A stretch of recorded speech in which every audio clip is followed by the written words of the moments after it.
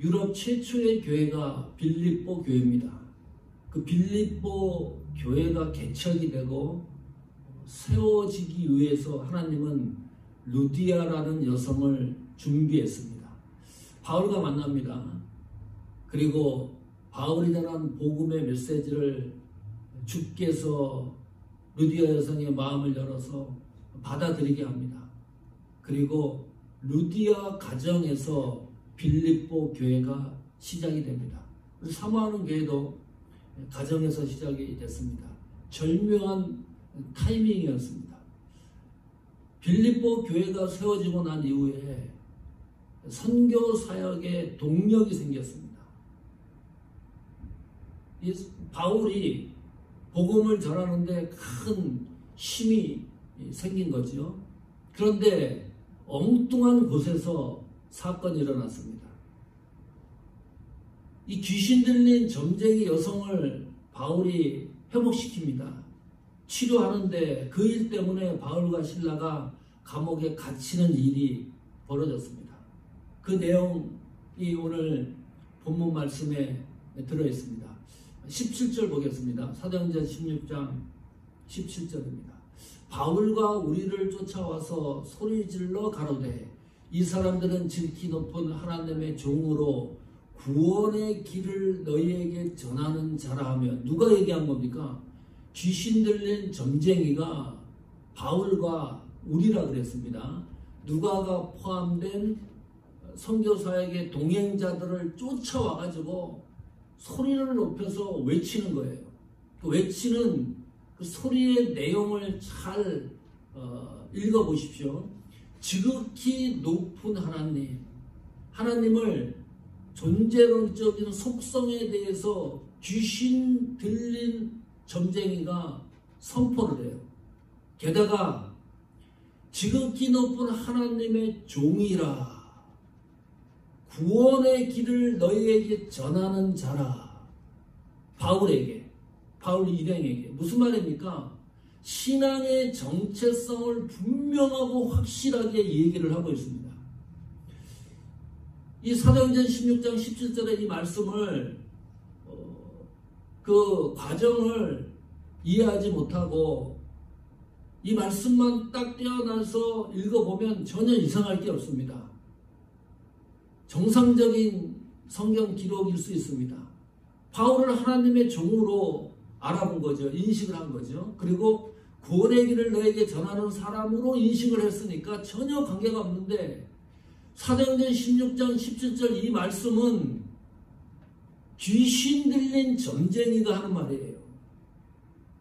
가만히 보면 귀신도 진짜 신자와 가짜 신자를 구별합니다. 기가 막히게 알아챕니다. 놀랄 일이죠. 진짜 하나님의 성도인지 가짜인지를 귀신들도 인정하고 이야기를 한다. 이 성도는 공개된 공인입니다. 다 드러나게 되어 있습니다. 보세요. 아니, 귀신이 어떻게 알아요? 네? 사도 바울이 지극히 하나님 앞에 신실한 종인지, 복음을 제대로 전하고 있는지 귀신도 안다니까요. 모든 게 공개되는 것이 신앙인입니다. 그래서 성경에 너희는 세상의 빛이요 너희는 세상의 소금이라고 이야기를 합니다. 될 것이다, 소금이 될 것이다, 빛이 될 것이다 이래 말하지 않고 너희는 딱 존재론적으로 분명하고 확실하게 얘기합니다. 예수 믿는 성도는 그냥 세상의 빛입니다. 소금입니다. 그래서 반드시 이 세상에서 드러나게 되어 있습니다. 드러난다는 말은 무슨 말인가요? 잘못한 게 있으면 세상이 가만두지 않습니다. 신앙인이 무슨 실수를 했다든지 죄를 범했다든지 그것이 드러나기 시작을 하잖아요. 절대로 세상은 그대로 가만히 내버려 두지 않습니다. 뒤흔들고 그 문제를 가지고 걸고 넘어집니다. 아니, 예수 안 믿는 사람들은 정직하게 이 세상 다 잘 살고 있나요? 그렇지 않습니다. 비상식적으로 살잖아요. 신앙의 복음의 잣대로 모든 걸 보는 게 아니라 자기 생각대로, 자기 뜻대로 세상을 살아갑니다. 전혀 성경과 관계없는 그 방식대로 살아가는데 이 사람들이 성도가 실수하고 잘못을 하면 벌떼처럼 달려듭니다. 이유가 뭘까요? 그 사람들이 기대하는 것이 있기 때문입니다. 제발 예수를 믿는다 그러면 너희들만큼이라도 제대로 예수님을 믿으라는 거예요. 이게 기대지요. 너희들까지 무너지면 우리까지 무너진다는 그 약한 기대감, 속성이 그 속에 숨어 있습니다. 지금 귀신이 알아요. 진짜를 귀신이 알아요. 우리 성도의 자세가 어떻게 해야 될런지를 가늠할 수가 있습니다. 18절에 보면 이같이 여러 날을 하는지라. 그러니까 이제 귀신 들린 점쟁이가 이거 바울만 만나면, 일행만 만나면 너희는 하나님의 종이고 복음을 전하는 자라고 계속 얘기를 하는 겁니다. 그 얘기를 바울이 듣고 성경이 이렇게 표현을 해요. 바울이 심히 괴로워했다. 돌이켜 이제는 안 되는 거죠. 그 귀신에게 이르되 예수 그리스도의 이름으로 내가 네게 명하노니 그에 가서 나오라 하니 귀신이 즉시 나오니라. 이 문제를 깔끔하게 해결을 합니다. 바울이 왜 이렇게 괴로워하는 건가요? 이 귀신 들린 점쟁이가 하는 말이 다 옳기 때문입니다. 틀린 말이 하나도 없어요. 정확하고 분명합니다. 그런데 선포하는, 증언하는 대상이 누굽니까? 귀신 들린 점쟁이가 하는 얘기예요. 귀신 들린 점쟁이가 정상적인 얘기, 실제적인 얘기, 가짜로 얘기하는 게 아니고 하나님 말씀을 귀신도 정확하게 얘기를 한다니까요. 그렇다고 해서 하나님이 귀신 들린 점쟁이가 하는 그 이야기를 통해서 하나님이 영광받는 존재는 아니다. 하나님은 누구를 통해서 영광받기를 원합니까? 성도입니다. 구속받은 성도를 통해서 영광받기를 원하시는 거지, 귀신이 증언을 해갖고 영광받으시는 그런 분이 아니시래요. 다시 한번 고민해 볼 필요가 있습니다. 교회가 사이즈가 적고 풍성하고 관계가 없습니다. 하나님은 부르심에 대하여 성도 한 사람 한 사람을 통해서 영광 받기를 원하신다. 우리는 그 길을 묵묵히 가는 사람들입니다. 고쳐요, 이제. 자, 고쳤는데 문제가 복잡해집니다. 깔끔하면 좋은데 문제가 더 꼬여오고 있는 장면을 볼 수가 있습니다. 사도행전 16장 19절 보십시오. 성경이 이렇게 기록해요. 종의 주인들은 자기 이익의 소망이 끊어진 것을 보고 바울과 실라를 잡아가지고 저자로 강원들에게 끌어갔다가 그랬죠. 여기 보니까 종은 귀신 들린 여성입니다. 점을 얼마나 잘 썼으면 주인이 따로 있는데 주인이 한 명이 아닙니다. 이 19절에 보니까 주인이 여럿이 있어요. 그러니까 얼마나 이 정상적인 사람들이 이 여성을 가지고 돈벌이를 했는가를 추측할 수가 있습니다. 그게 모든 게 끊어진 거예요. 거기가 수입원이었는데 그 주인들하고 그리고 군중들하고 이제 계획을 세워가지고 체포를 합니다. 바울과 실라를 행정관에게 인계를 합니다. 사도행전 16장 24절 보십시오. 그가 이러한 영을 받아 저희를 깊은 옥에 가두고 그 발을 착고에 든든히 채웠더니 그랬습니다. 체포를 해가지고 행정관에 넘겨요. 어떤 일이 벌어지느냐, 성경을 읽지 않았는데 22절에 보니까요, 옷을 다 벗깁니다. 심한 매질을 합니다. 사람을 완전히 몸이 상하게 만들어요. 옷을 벗기고 사람을 먼지 나듯이 때렸다고 생각을 해보십시오. 22절에 그렇게 기록을 해요. 그리고 23절에 옥에 가둡니다. 그리고 24절에 다시 한번 설명을 하는데 깊은 옥에 가두고 착고를 채웠다. 잡범들이 가는 이 간단한 감옥이 아닙니다. 여기서 말하는 이 감옥은 사형수들, 흉악범들이 가는 감옥에 가뒀다는 뜻이에요. 이 착고라는 것이 어떤 의미냐 하면 사람이 발을 쭉 벌리게 해가지고 이것을 벽에 고정시키는 겁니다. 이미 옥에 들어갔을 때 바울과 실라는 초췌한 상태입니다. 많이 맞았기 때문입니다. 옷이 벗겨진 상태에서 피폐한 상태입니다. 그리고 흉악범이 가는 감옥에 가다 버렸습니다. 주를 위하여 이렇게 애쓰고 수고했는데 이게 될 말입니까? 하나님이 힘주시고 은혜 주셔야 되는 거 아닙니까? 왜 이런 일이 일어나는 걸까요? 왜 이렇게 힘든 일이 일어나는 걸까요? 바울이 잘못한 게 뭐가 있습니까? 귀신 들린 여성을 고쳤는데 왜 이렇게 심하게 구타당하고 매질을 당하고 감옥으로 가는 걸까요? 도저히 이해가 안 가는 거예요. 얼마나 많이 맞았는지 확인해 보세요. 이것이 지금까지 바울과 실라가 감옥에 들어가는 배경입니다. 이제 감옥에 들어가서 어떤 일이 일어나는지 확인해 보려고 합니다. 사도행전 16장 25절입니다.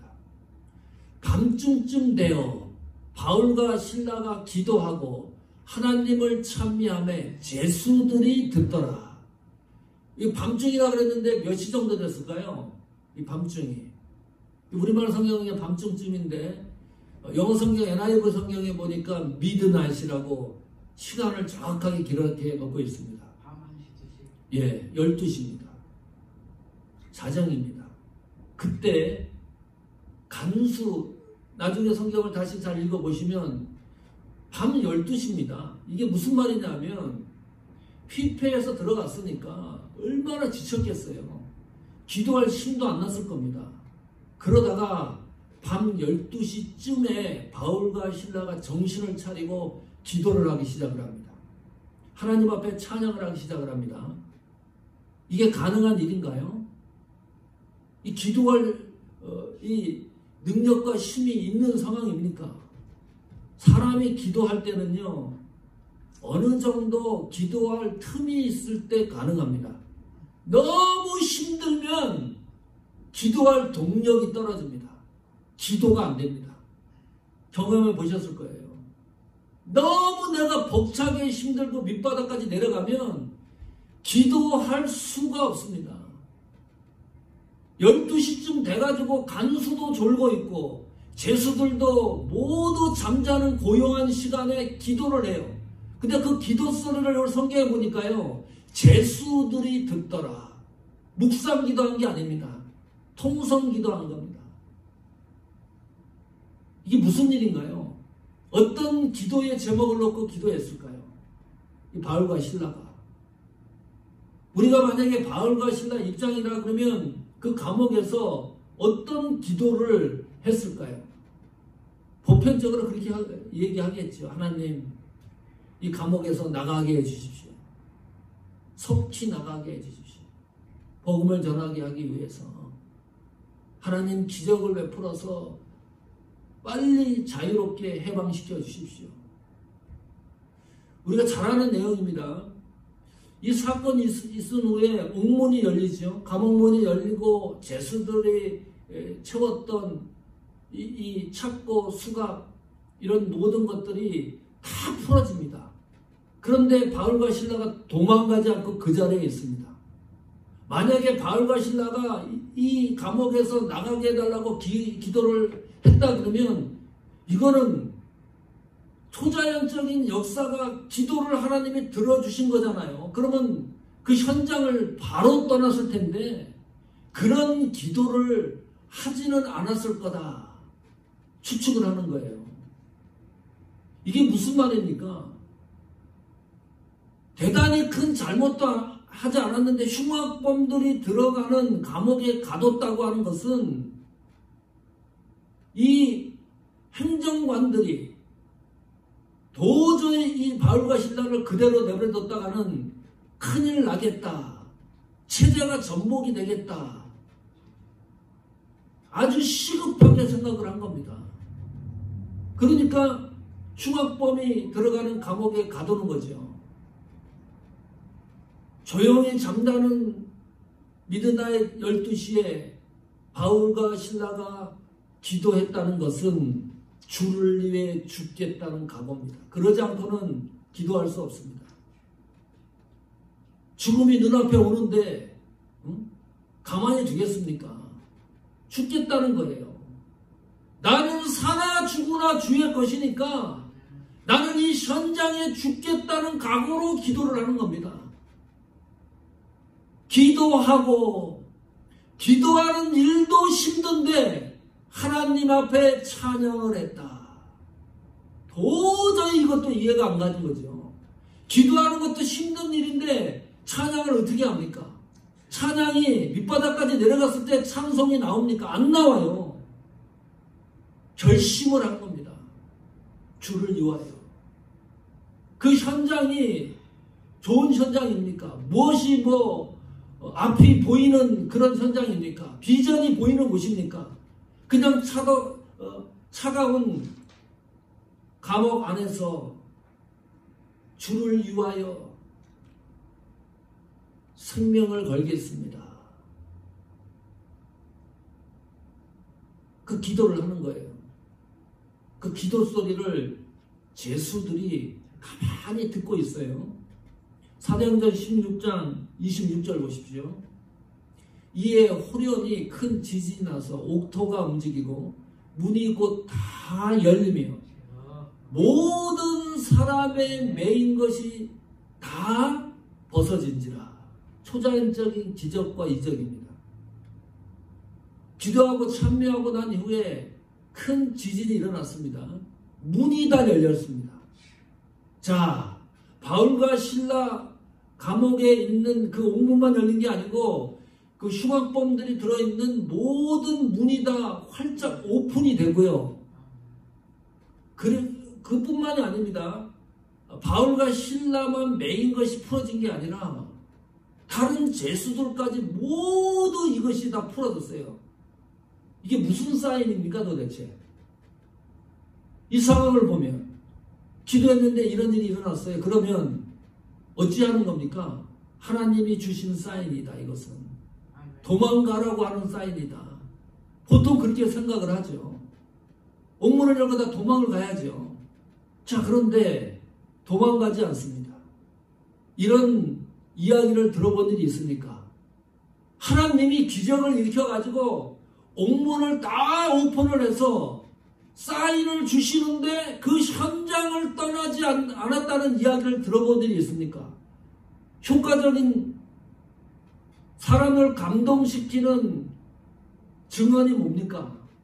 이래야 되는 거죠. 우리가 감옥에 들어갔었는데 힘을 다해서 하나님 앞에 기도했다. 우리를 풀어달라고. 그랬는데 지진이 일어나고 갑자기 옥문이 열리고 쇠사슬이 다 풀려졌다. 그래서 옥문을 걸어 나와서 자유의 몸이 됐다. 이거 하나님이 하신 일이다. 하나님의 기적이다. 이런 간증을 해야 사람들에게 감동이 있죠. 바울이 만약에 그렇게 간증을 하고 세계로 돌아다녔다 그러면 세계적인 부흥사가 되었을 겁니다. 그런데 바울과 실라는 그 자리를 떠나지 않는 거예요. 이유는 간단합니다. 간수 때문입니다. 간수가 이 현장을 보고 잠을 자다가 깜짝 놀라서 깨서 자결하고 스스로 생명을 끊으려고 하는 광경을 목격했기 때문입니다. 이건 아니다. 간수가 죽으려고 하는 것을 바울과 실라가 목격을 했기 때문에 그 현장을 떠날 수가 없는 거예요. 이게 성도 아닙니까? 이게 신앙인이 아닙니까? 응? 기적과 신비라고 하는 개념을 바꿔야 될지 모릅니다. 우리는 하나님이 하시는 초자연적 기적과 역사의 신비를 어떻게 생각을 하느냐? 옥문이 열리고 쇠사슬이 풀린 것을 기적과 역사로 생각을 합니다. 그것을 강조합니다. 자, 봐라. 기도와 찬미를 했더니 하나님이 이렇게 역사하지 않았느냐? 아니요. 그것도 하나님의 기적과 신비지만은 더 높은 차원의 기적과 신비는 그 자리를 떠나지 않는 것이 기적과 신비입니다. 오픈이 됐는데도 안 도망가요. 바울과 실라만 안 도망가는 것이 아니라 그 안에 있던 죄수들도 안 도망가고 있습니다. 이것이 기적과 신비입니다. 높은 차원의 간수가 스스로 목숨을 끊으려고 하는 현장을 목격했기 때문입니다. 사도행전 16장 30절 보십시오. 자, 이렇게 얘기를 합니다. 사도행전 16장 30절. 저희를 데리고 나가 가로되 선생들아 내가 어떻게 하여야 구원을 얻으리까 하거늘. 이거는 간수가 얘기하는 겁니다. 간수가 가만히 살펴보는 거예요. 바울과 실라가 어떤 행동을 하고 어떤 상황을 대처하는지를 간수가 가만히 지켜보는데 결국 바울과 실라가 감옥을 나가는 것은 누구를 통해서 나가요? 간수에 의해서 나가요. 옥문이 열리고 쇠사슬이 풀려가지고 나가는 게 아니라 이 간수를 통해서 나가는 거예요. 이거는요, 이보다 더 큰 놀라운 기적과 신비가 어디 있습니까? 간수는 죽을 작정을 하고 하는 겁니다. 응? 이 감옥에서 일어났던 기적과 신비와 이적을 간수를 통해서 성경이 완결판을 만들고 있습니다. 무슨 말입니까? 이 말씀이 무슨 말입니까 도대체? 하나님은 간수를 구속하기 위한 하나님의 놀라운 섭리가 있었다는 것을 증명하고 있습니다. 그리고 이렇게 얘기를 하는 거예요. 이게 간수가 바울과 실라에게 할 얘기입니까? 질문입니까? 어떻게 질문을 하냐 하면 어떻게 하여야 구원을 얻으리까? 이게 약해요. 우리나라 한국어 번역이. 영어 성경에는 must, 조동사를 씁니다. 반드시 나는 구원을 받아야 됩니다. 나는 꼭 반드시 구원의 길을 걸어가야 되겠습니다. 구원 받아야 되겠으니 당신들을 보니까. 이게 얼마나 놀라운 일이에요. 바울과 실라가 기도하고 찬미하고 그 행위를 보니까 나는 반드시 하나님의 자녀가 되어야 되겠다고 하는 열심이 생기는 겁니다. 신앙생활 하시면서 그런 일이 있습니까? 누가 여러분을 보고 나도 예수 믿어야 되겠다. 나도 당신이 믿는 예수 그리스도를 믿어야 되겠습니다. 어떻게 예수님을 믿어야 됩니까? 이런 질문을 하는 사람이 있습니까? 만약에 그렇다면 신앙의 삶을 성공적으로 살아가는 신앙인입니다. 바울과 실라에게 그 질문하는 겁니다. 당신은 하나님의 사람이 맞다. 당신은 예수 믿는 성도가 맞다. 그래서 그 유명한 31절에 구원의 핵심적인 복음이 기록됩니다. 31절 보십시오. 너무나 잘 아는 성경입니다. 가로되 주 예수를 믿으라. 그리하면 너와 내 집이 구원을 얻으리라 하고. 복음 전할 때 아주 기초적인 복음의 메시지입니다. 사람들에게 복음을 증거할 때 예수를 믿어라. 그러면 너와 내 집이 구원을 얻으리라. 자, 여기 확인을 좀 하겠습니다. 가로되 주라는 말은 30절 다시 한번 봅시다. 저희를 데리고 나가 가로되, 이 간수가 바울과 신라를 뭐라고 호칭을 했냐 하면 선생들아 그랬습니다. 다시 31절 보십시오. 이 선생들아 라고 하는 이 단어, 헬라어 단어는 사도행전 16장 31절에 나오는 주와 똑같은 단어입니다. 큐리오스라는 단어입니다. 이것이 사람에게 사용이 되면 황제에게 붙여지는 큐리오스 단어이기도 합니다. 노예들이 주인을 섬기고 해서 극존칭했을 때 주로 큐리오스라는 단어를 사용했어요. 그러니까 이 간수는 바울과 신라를 주로 생각을 하고 있는 거예요. 나를 구원시켜줄 당사자로 생각을 하는 거예요. 그런데 바울과 신라는 16장 31절에 우리는 아니다. 이 로드라고 하는 주는 영어 성경에 정관사 더가 붙어 있습니다. 우리가 너를 구원시키는 장본인이 아니라 우리를 구속하게 하시는 분은 주 예수 그리스도밖에 없다는 것을 증언하는 겁니다. 예수님만이 유일하신 분이다. 예수님만이 나를 구속해 주시는 분이시다. 간수가 잘못 생각하고 있던 주의 개념을 예수 그리스도로 집중시켜 놓고 있습니다. 주 예수를 믿어라. 너무 간단합니다. 구속받는 일이 예수님 믿으면 구원이에요. 그리하면 너와 내 집이 구원을 얻으리라. 착각을 합니다.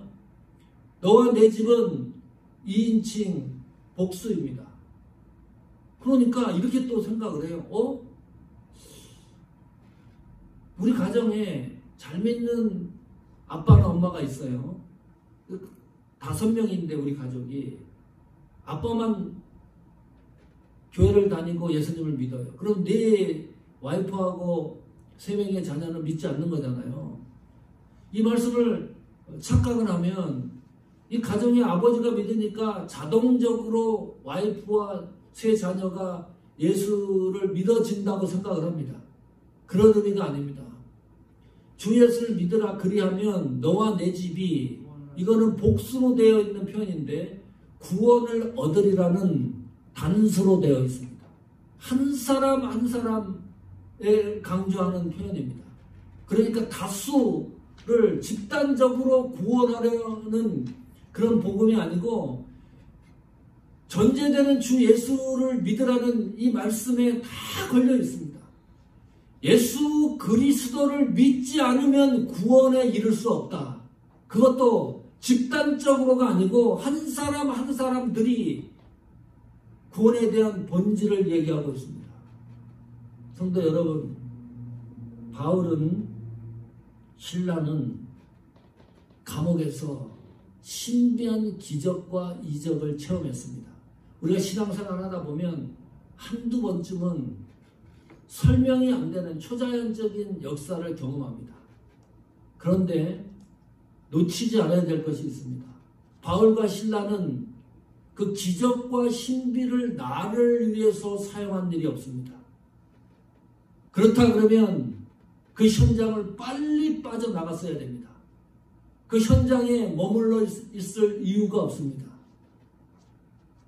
자기 자신을 위해서 하나님이 베푸신 기적과 이적을 단 한 번도 사용한 일이 없습니다. 우리 이런 이야기를 많이 듣습니다. 하나님이 하셨습니다. 하나님이 성공하게 했습니다. 하나님이 부자 되게 했습니다. 하나님이 높은 지위에 오르게 했습니다. 하나님이 형통케 했습니다. 이런 간증과 신앙 고백을 많이 듣습니다. 하나님이 나에게 기적과 이적을 베풀어서 나를 죽을 병에서 살리셨습니다. 보통 성도들의 신앙의 수준은 거기까지입니다. 간증으로 끝납니다. 그래서 하나님이 부자 되게 해서 어떻게 했다는 거예요? 어떻게 했다는 삶의 기록이 없습니다. 하나님이 부자가 되게 해서 돈을 많이 벌게 했으면 그 돈을 어떻게 썼는지, 하나님이 나를 건강을 회복시켰으면 어떤 모습으로 하나님 앞에 헌신하고 봉사했는지, 하나님이 형통케 했으면 어떤 방법으로 하나님 앞에 헌신하고 봉사했는지 삶의 기록과 이야기가 없는 거예요. 바울과 실라는 그게 아닙니다. 기적과 신비를 경험했는데도 불구하고 그것을 내 것으로 사용하지 않고 누구에게 사용합니까? 간수에게 사용을 합니다. 간수는 집에 가서 생각해 보면 놀라운 하나님의 구속의 경륜의 역사를 경험한 겁니다. 왜 그럴까요? 바울이 아시아 지역에서 선교할 때 하나님이 찬양시켰지요. 유럽으로 최초로 들어와서 빌립보 교회를 세웠지요. 귀신 들린 점쟁이 여성을 고쳤지요. 그 일 때문에 감옥에 들어갔지요. 그래서 간수를 만난 겁니다. 이 거리를 따져보면 1,400, 1,500마일입니다. 간수를 바울이 만나서 이 간수가 예수를 믿게 된 거예요. 이게 간수가 나중에 바울의 여정을 쭉 얘기를 들어보면 얼마나 놀랄 일입니까? 예수 믿게 된 접촉점이 하나님이 간수를 위해서 얼마나 집중적으로 섭리했는가를 알 수 있습니다. 우리 구원의 기록이 뭡니까? 하나님이 나를 구속해 주신 구원의 역사가 뭡니까? 이야기를 만드십시오. 하나님이 주신 은혜의 이야기를 만드십시오. 하나님이 나를 구속해 주신 그 감동과 역사의 순간을 우리가 신앙으로 사역으로 이야기를 만들어야 되잖아요. 오늘 이 말씀이 다시 한번 우리 사역을 되돌아보고 하나님이 주신 은혜의 감동이 돼서 어떻게 이 시대를 헤쳐나가야 될 것인지 삶의 지표에 대해서 고민하는 축복이 있기를 축원합니다.